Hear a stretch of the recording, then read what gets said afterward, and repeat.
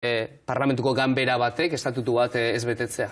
Raroa izan zen atzokoa, ezta? Ikusi genuen nola, lehenengo indarrahan senatuan, agertu zen eskatzen legea ez betetzeko, eta eurek beti esaten dute gainera, legea bete behar dela, konstituzioa bete behar dela, estatutua bete behar dela, eta atzo ikusi genuen, dei bat eskatuz gobernuari legea, estatutu hau, lege organiko bat ez betetzeko. Zergatik? Entzuten nuen mailan, eta ni ados nago, alde batetik hor dagoela lasterketa bat eskuin eta eskuin muturreko alderdien artean, eta nire ustez garai elektoral honetan batzuk frogatu nahi dute gero eta muturreko neurri bat proposatzen dutela.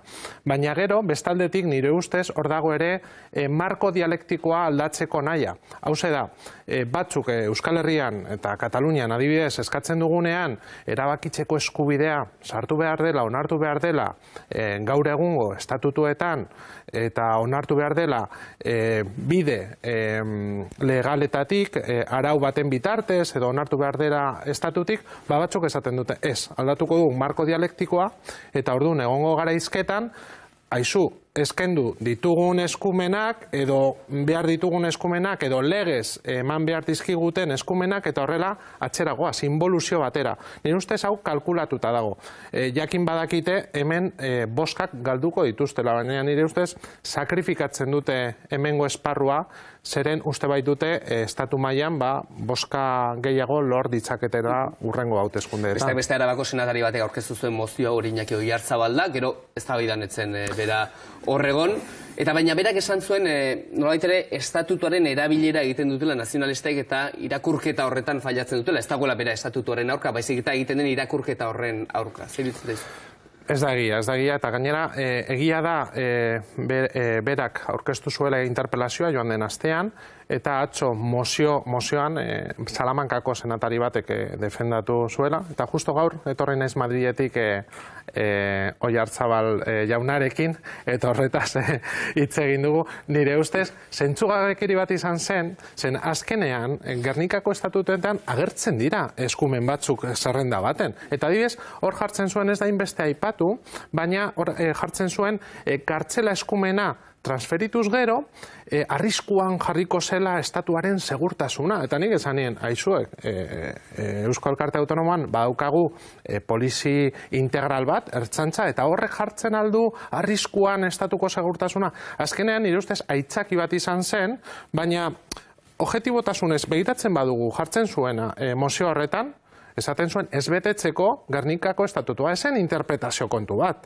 Badaude legeak interpretatzeko aukerak eta, baina hemen zen zerrenda bat, eta hor dago zerrenda bat, joan den urtean edo Eusko Jaurlaritzak egin zuen zerrenda bat, eta badira ja, ez dakit, 20 urte edo zubia txosten famatu horretan ere, agertu zen txosten bat, eta bere garaian, PPek defendatu zuen zubia txostena, gaur egunez esaten du interpretazio kontu bat dela.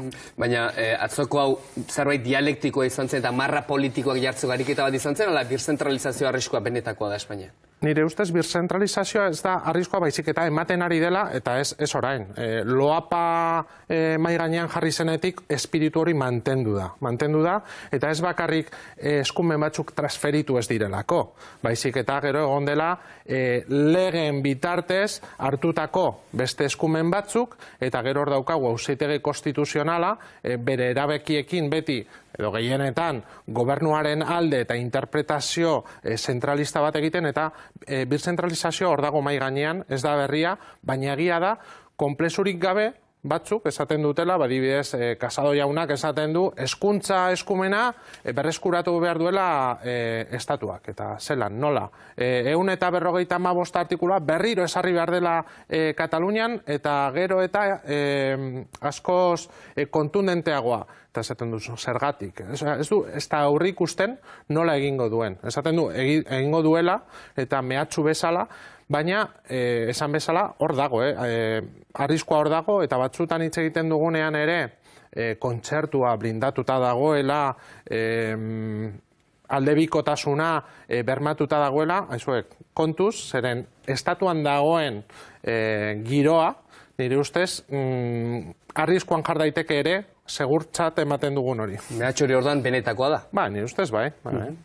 Gaiz aldatu da, bateraren euzia orain euzi irmo bat izango da, eta horren arabera, esaten da, Arnaldo Otegik, ja epaibidez esan liteke, zuela auzi justu bat izan, eta horregatik badaukan inhabilitazio ere kendu dakiokeela. Nola bukatuko da kontu hau? 2008ko hauteskundetara aurkezteko moda izango da Otegi? Ba, uste dut, irratian egon dela gaur goizean Onda Baskan, eta ez dut entzun zen justo hegaldian nentorren, baina nire ustez, bateragun auzi eman zenean, batzuk esaten genuena, auzitegi hori zela neutrala, epai hori ez zela justua, nire ustez orain frogatu egin da Estrasburgoko epai irmoarekin. Batzuk esaten genuena, edo Euskal Herriko gehiengoak zekiena, frogatu egin da. Ez zutela epai justu bat izan, zeren hor zegoen maiko presidentea ezela persona bat inpartziala eta ezela gai inpartzialtasunez zuzentzeko epai hori. Baina nire ustez frogatu da eta espero dut inhabilitazio hori bertan bera ustea aliketa harinen eta azkenean Otegi jaunak bere eskubide guztiak, politiko guztiak bermatuak izatea. Hauteskunde atarian gaude bestalde, eta horrek ere gaina denbora asko kentzen digue telebistako saio hauetan, baita albistegian ere, testu ingurua dena da, ezta? Baina Sánchezen Moncloan egin duten 8 hilabete hauetan, EH Bilduren gaiak bere agendan egon dira, Espainiako presidentaren agendan egon dira? Bueno, gu beti saiatzen gara, ez? Bai EH Bildu eta alderdi guztiok gure agenda eramaten erakundeetara. Egia da, gai sozialetan keinu batzuk egin dituela, onartu behar zaio, baina ez guk eskatzen genuena, egia da, bakegintza arloan esan zuela gauza batzuk egingo zituela, keinu minimo batzuk egin dituela, baina ez du benetazko politika integral bat hartu adibidez presoen inguruan, eta azken finean, orain begiratuta, hemendik begiratuta, nire ustez, keinuak egin ditu, zeren ja, Sánchez sartu zen kanpaina egiten. Eta horregatik batzuk harritutak geratu dira hauteskundeak deitzerakoan justo une honetan. Eta nire ustez, une honetan erabaki badu hauteskundeetara joatea, da inkestetan emaitza onak dituelako, eta berak uste duelako emaitza nahiko onak aterako dituelako. Bestela, ez ginateke egongo egoera honetan. Eta horregatik, nire ustez, hartutako erabaki minimo horiek izan dira batez ere kanpaina egiteko. Baina hor daude, eta nahiko luzea atzo ikusi nuen, bere proposamen elektoralekin sartu zenean Monclora eta gehienak ez dituela bete. Baina Sánchez berak esaten du, zentsura mozioan lagundu zeniotenok, nolabait gero bakarrik utzi duzuela, eta ez diozuela babesik eman. Ni ez nago ados, eta hori objektiboa da, dinot, gu beti egon gara pres, pausoak emoteko, mozal legearekin adibidez, eta azkenean izan da gobernua pres ez zegoela betetzeko oposizioan zegoenean esaten zuena. Eta lan erreformarekin, mozal legearekin, dinot, badaude hainbeste lege, azkenean mai gainean geratu direnak, eta bera oposizioan zegoenean nahiko indartsu defendatzen zuela bertan bera utzi behar zirela. Orduan ez da izan hainbeste babes faltagatik, ausardia faltagatik baizik, mozal legea, lan erreforma, hezkuntza lege berria, Franco desobiratzeko ahalegina bera ere behiran orain etorri den, 8 hilabeteren ondoren aktibatu da, gauza horiek?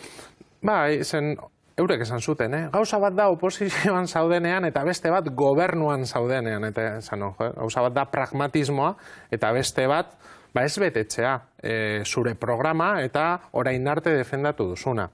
Eta gu prest egon gara beti hitz egiteko, eztabaidatzeko, zen azkenean zu ahultasunean zaudenean politika gintzan, normalenean eztabaidatu behar duzu alboan dituzunekin. Eta bai ikusi dudala nire ustez, apur bat arroputza izan dela Sánchez presidentea bere ahultasunean, ez dela gai izan besteekin hitz egiteko, eztabaidatzeko eta negoziatzeko lege horietan adibidez. Gero elkarrizketan hasi denean, eta Kataluniako adibidea jarri dezakegu, beira ze pasatzaion alderdi sozialista barrutik bertatik, eta beira ze pasatzaion eskuinetik ere. Hor dago, ahuldadea, berak daukan ahuldadea ez bakarrik kongresuan lau eserlekuekin, baizik eta bere alderdi barruan baroi edo deitzen diegun hoiekin arazoak dituela. Suposatu, gaur egun kongresuan 84 eserleku dituela alderdi sozialistak, baina Sánchezi bakarrik babesa eman zizkieten, ez dakit hor daudenetariko 10 edo 12, osea, gutxiengo hori, bere taldea kongresuan oso txikia da.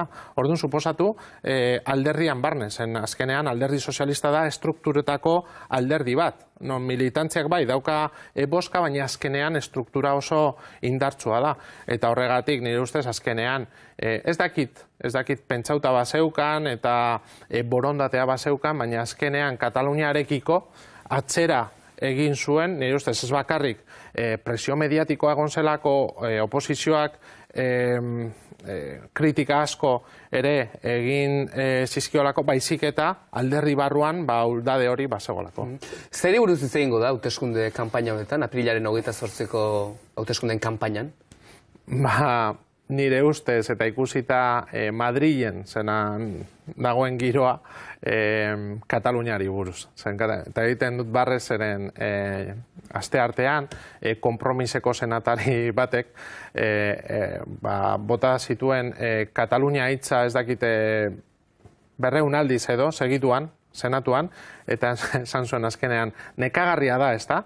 Zuek, peperengatik, egon zarete egunero Kataluniari buruz hitz egiten. Exagerazio bezala egin zuen, baina nire ustez, Katalunia eta estatuko batasuna izango da mai gainean egongo dena. Gero, gai sozialak, beste lurraldetako arazoak, bagian beste plano batean, baina gaur egun, eta gaur, zabaltzen badugu egunkari bat, ikusiko dugu Kataluniako afera dagoela prentzan, eta suposatzen dut Kataluniari buruz ere hitz egingo dugula. Gero Sánchez, berazuk esaten duzunen arira, ezker eskuin dikotomia hori nagusituko da, baina Sánchez berak esaten du abstentzioaren beldur dela, behar bada ezain beste eztabaida horren beldur, abstentzioaren beldur dela, ezkerra. Eta alderdi abertzaleak zeren beldur izango dira. Horren beldur, Espainiari buruz hitz egitaren beldur, Kataluniari buruz eta izain beste gure gaiei buruz. Ez, nire ustez azkenean, guk erabaki genuenean Madrilera joatea Euskal Herriko eta Euskal Herriko gizartearen bosgorailu bezala, joango gara defendatzera hemengo agenda, Euskal agenda. Eta azken finean, egia da, eskuin eta eskuin muturreko jarrerak arriskutsuak direla, eta horri aurre egin behar zaiola, baina PSOE-eri ere bai, batzuetan aurre egin behar zaio, eta ez dakit presioa, baina behintzat, esatea hemen badagoela gehiengo bat, erabaki batzuekin, eta defendatu behar direla, eta horrekin eztabaidatu, negoziatu, eta hitz egin, arazorik gabe. Orduan, PSOEk esaten du, eskuinaren arriskuz babestu, zelan esaten du, estatu koloretsua, eta berria, eurek babestu zuten 155 artikulua Katalunian, eta gauza batzuetarako Peperekin eta Ciudadanosekin egiten dute bat. Orduan, egia da, ez dela berdin alderdi popularra, Ciudadanos eta Vox, eta alderdi sozialista, baina gauza batzuetan ez dute betetzen esaten dutena, ez dira fidatzekoa, eta azken finean, guk eraman behar dugu Euskal Herriko agenda. Aipamen txiki bat, Arnaldo Otegi hitz egin duelako Onda Baskan, eta Otegik esan duelako badela Kataluniarrentzat itxaropenik, prozesaren auziari buruz aritu da izan ere bera bateragune auziagatik Estrasburgon izan zuen aldeko epai horrekin erakusten delako Europan badela, tramparik ez duen epaitegirik ere, eta hori da bidali duen mezua Kataluniara. Kataluniara behira jarren egin nukelako, da esan da auzitegi gorenera, ziritzi daukazuzuk hauteskunde garai honetan, eta zurrunbilo haundi honetan sartuta gaudenean, epaiketa hori abian egoteak, hori normaltza jotzen duzu, ondo ikusten duzu, ala eten egin beharko litzateke? Uste dut, ezin dela eten. Nik dakidanagatik ezin dela eten. Baina, egia da, kristona abiadura hartu duela azkenengo egunetan, eta atzo ez dakitza orduetan amaitu zuten ere. Nire ustez, eta askotan esan dut, epai hau zentzugabekeri bat da. Ez dauka zentzurik, epai politiko baten aurrean gaude, egia da ja normaltzat ematen dugula, baina hori ikustea jesarrita gobernu oso bat, parlamentuko presidentea, bibos eramaile. Egia da, aintzinean Euskal Herriko politikari batzuekin ikusi genuela ere. Baina une honetan ikustea hori, gobernu zilegi bat, baketsua, demokratikoa, auzitegi horretan, niretzako onartezina da. Ezin dugu normaltzat eta horregatik, egun hauetan, egon naiz beste Euskal Herria Bildu kideko bide batzuekin, gure babesa eta elkartasuna ematen auziperatuei. Eta lako batean auzi honetan Espainiako erregare sartu da. Askotan entzun diegu auzipetuei, ez? Bi gauzaren artean aukeratu behar izan zutela, nolabait ere, legeak errespetatzaren artean, edo herritarren mandatuari kaso egitearen artean, eta beraiek herritarren mandatuari kaso egitea erabaki dutela. Orduan, hau zera, bi zilegitasunen arteko talka bat da, Espainiako erregagarri ikusten du ez, baina... Hau, eztabaida politiko bat da, eta askotan ematen da akademian, ez? Nik askotan entzun dut zer da lehenengo, ez? Demokrazia edo legea. Horretan hitz egin dezakegu luzez. Baina nire ustez, erregea berriz ere lekuz kanpo dago. Ez da bere papera hori, ez da bere konstituzioak ematen dion papera. Niri monarkiak ez zaizkit gustatzen. Hau, ez da. Baina ezke kasu honetan sartzen da, ez daukan paper baten. Ikusi genuen ere, joan den urtean, urriaren 3an, zelan egin zuen oso mezu bortitza eta guztiz politikoa. Lekuz kanpo egon zen. Gero jakin izan dugu, egon zela, deiak egiten Kataluniako enpresa batzuei egoitza lekuz aldatzeko. Hori ez da bere papela, legeak ematen dion papera, konstituzioak ematen dion papera. Ni ustez, ez dakit protagonismo faltagatik edo ez dakielako, baina lekuz kanpo dago berriz ere. Eta datorren astean, politikariak ere joango dira deklaratzeran, izango dira Rajoy, Espainiako presidente ohia, Urkullu lehendakariak esan dugu jaso berri duela ertzaintzaren ohar hori, ertzaintzaren eskutatik auzitegiaren oharra atzo jaso zuela, Sare Santa Maria, Montoro ministroak, Zoido ministroa ere bai, Colau alkatea Bartzelonakoa. Hauen deklarazioetan sorpresarik espero liteke, zerbaitetan aldatu dezake auzi honek daraman bidea? Zoritzarrez, nire ustez, epai irmoa idatzita dago. Agian ez fizikoki, baina guztiok dakigu zigorrak egongo direla, eta segurazki, eta zoritzarrez ez dira leunak izango. Baina askotan, eta Madriden hitz egiten da, hau ez da epai politiko bat, baina ikusten badugu nortzuk diren auziperatuak. Zeintzuk diren fiskaltzak egiten dituen galderak. Eta hurrengo astean, ikusten badugu nortzuk izango diren lekukoak, eske guztiz politikoa da. Osea, objektiboa da, dino, eta esan dezakegu, eta hori ez dela violentzarik egon, ez dela delitua jendeari galdetzea, eta ni horrekin ados nago, baina eske osotasunean zentzugabekeri bat da epai osoa. Osea, pertsona hauek ez bakarrik libre, zeren gehienak gartzelan daude, baina eske nire ustez epai hau Europan 21. mendean ez daukalekurik. Otegik Ondabaskan hizketan jarraitzen du, hitz egin du, eta esan dituen beste gauzen artean dago, gutxieneko akordioa lortu beharko litzatekela, eta auzi honetatik abiatuta neurri batean, Kataluniako, Galiziako eta Euskal Herriko alderdi abertzaleen artean, hauteskunde hauetan ere. Zer esan nahi horrekin Otegi, zirkunskripzio oso desberdinetatik zoazte, guztiok aurkeztuko zarete, ze zentzu dauk hori izate? Nik badakit atzo bertan bilera bat egon zela Madrilen, dakizunez egin genuen ekitaldi bat Europako hauteskundei begira, eta alderdien artean egon zen bilera bat. Nire ustez, esan bezala koalizio bat, ezinezkoa da zentzu materialean, zeren barruti ezberdinak daude, azkenean herrialde erabaki behar dira zerrendak, baina agian bai agenda amankomun bat Madrileri begira. Eta azken finean, gerta daiteke, estatuko presidentea norden, ala norden alderdi independentistok erabakiko dugu. Hori gertatu zen zentzura mozioan eta gerta daiteke ere apirilaren 28an. Horregatik agenda amankomun bat mai gainean jartzen bada, uste dut askoz ere indar gehiago eukiko dugu Euskal Herriko, Kataluniako eta Galiziako alderdiok. Eta esaliteke aldez aurretik alderdi abertzaleok erabakita daukazuela Sánchez izan litekela hautagairik onena presidentetzarako? Ura babestuko zenuketela? Guk esan genuen, gure esku egoten bazen, Rajoy ez zela presidentea izango. Hori esan genuen 2016an.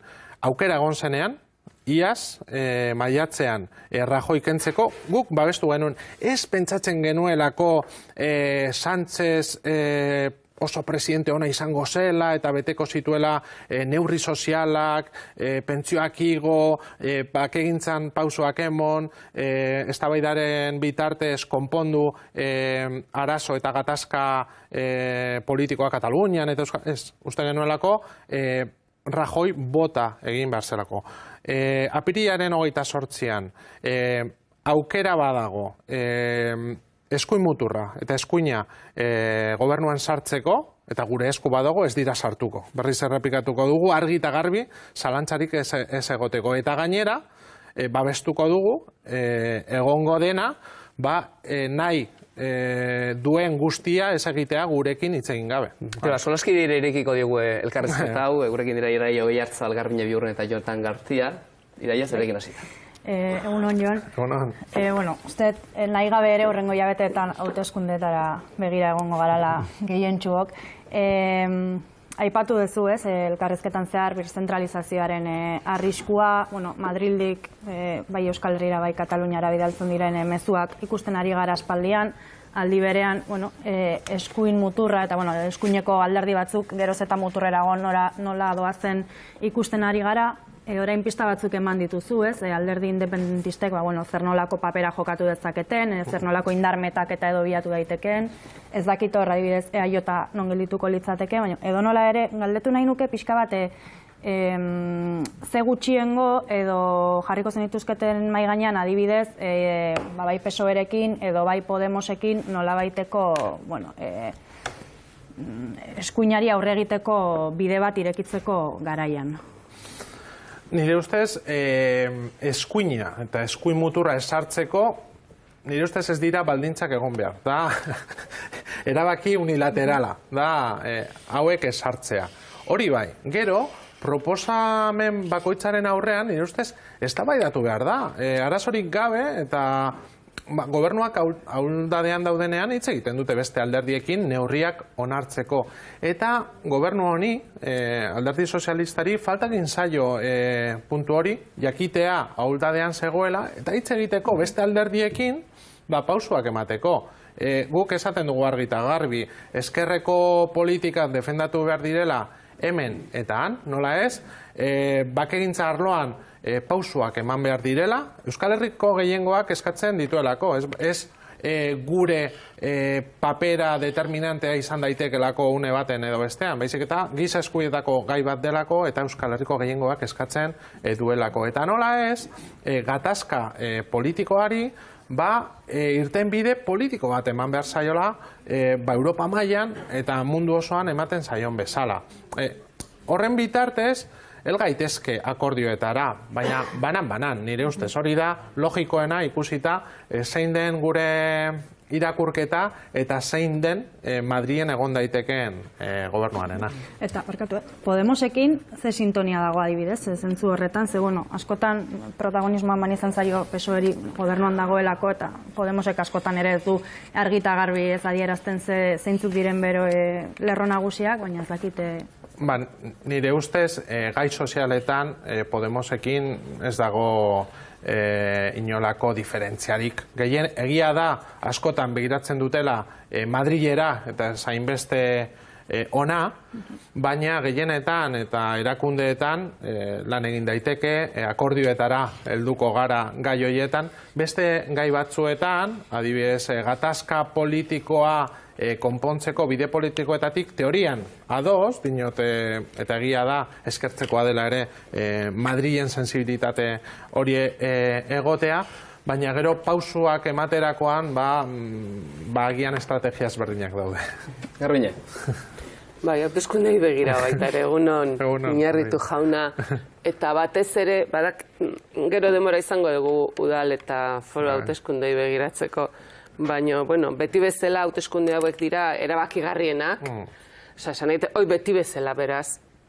Ez dira bereziki erabakigarriak izango. Beti bezala dira irabaziala hil edo biziala hil, ez da. Baina nik alde batetik galdetzea izut, espero dut, helburu bakarra ez izatea eskuina ez iristea gobernura. Eta hori helburu bakarra izango ez denez, nire ustetan behintzat, ezkerratik eta autogobernurako, bi arlo horietan kokatuko nuke, zen olako proposamenak egingo diran, uste duzu benetako proposamenak egingo direla, oraindikan ezkerrak badaukala gizarte honek dauzkan beharrei eta nahiei erantzuteko gaitasuna eta autogobernu arlokoare interesatze zait. Ikustezu, hau ultzen ari dela nolabait Euskadin behintzat erkidego autonomoan ze autogobernuaren gaia eta bar? Guk beti esaten dugu Euskal Herria Bilduk eramaten duela Euskal Herriko agenda Madrilera. Euskal Herriko bosgorailua garela. Egia da, beste batzuk gauza bera esaten dutela. Bai, bi bosgorailu daude, bi agenda gutxinez, bi agenda. Hau normala da alderdien artean.